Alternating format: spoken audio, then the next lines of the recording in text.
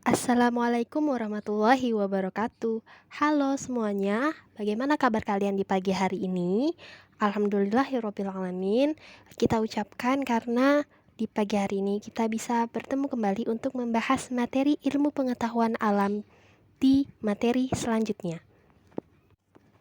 Materi yang akan kita bahas di pagi ini yaitu materi pada bab 9 terkait dengan perubahan iklim.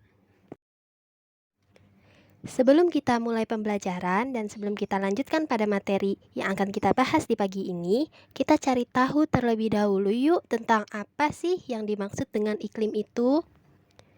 Dalam sebuah artikel yang berjudul Iklim Kawasan Indonesia dari Aspek Dinamik Sinoptik yang ditulis oleh Surjadi Wirjohamijojo dan Yunus Warinoto, Badan Meteorologi, Klimatologi, dan Geofisika, Jakarta, pada tahun 2010, iklim mengandung pengertian sebagai berikut. Iklim merupakan kebiasaan cuaca yang terjadi di suatu tempat atau daerah dan juga memberi pengertian bahwa iklim adalah ciri kecuacaan suatu tempat atau daerah dan bukan cuaca rata-rata. Oleh karena itu, tidak mungkin kita mengatakan iklim hari ini, iklim besok pagi, atau iklim minggu depan, dan seterusnya. Tapi kita bisa mengatakan iklim selama ini, iklim zaman dulu, dan iklim di waktu yang akan datang. Sehingga iklim di sini berkaitan dengan periode jangka waktu panjang yang tidak menentu. Perubahan iklim global pada prinsipnya disebabkan oleh naiknya gas-gas karbon dioksida, gas metana, dan gas-gas lain selama beberapa dekade terakhir.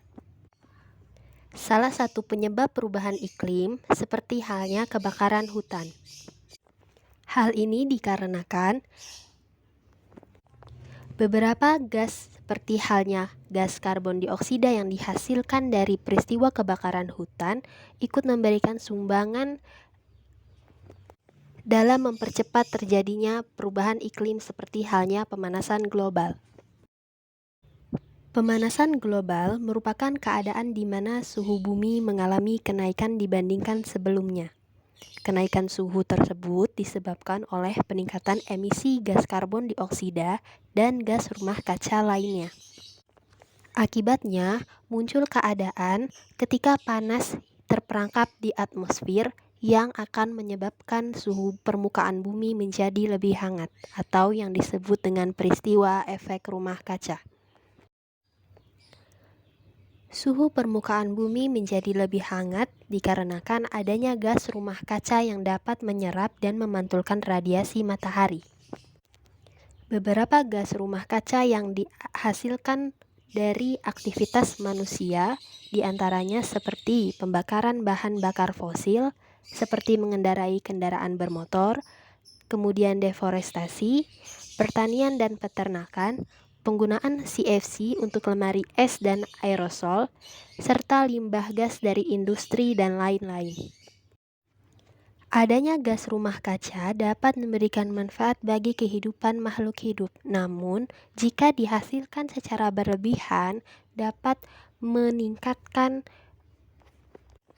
suhu permukaan bumi dan memberikan dampak yang buruk dan negatif bagi kehidupan makhluk hidup itu sendiri, seperti halnya naiknya suhu permukaan bumi, mencairnya es di kutub, rusaknya ekosistem, dan naiknya ketinggian permukaan air laut. Sehingga upaya dalam menanggulangi perubahan iklim tersebut diantaranya bisa dilakukan dengan cara melakukan penghematan energi listrik, melakukan reboisasi, tidak menggunakan alat yang menghasilkan gas CFC, melakukan reuse, reduce, dan recycle, serta mengurangi penggunaan kendaraan bahan bakar fosil. Sekian pembahasan materi kita di pagi hari ini terkait perubahan iklim. Wassalamualaikum warahmatullahi wabarakatuh.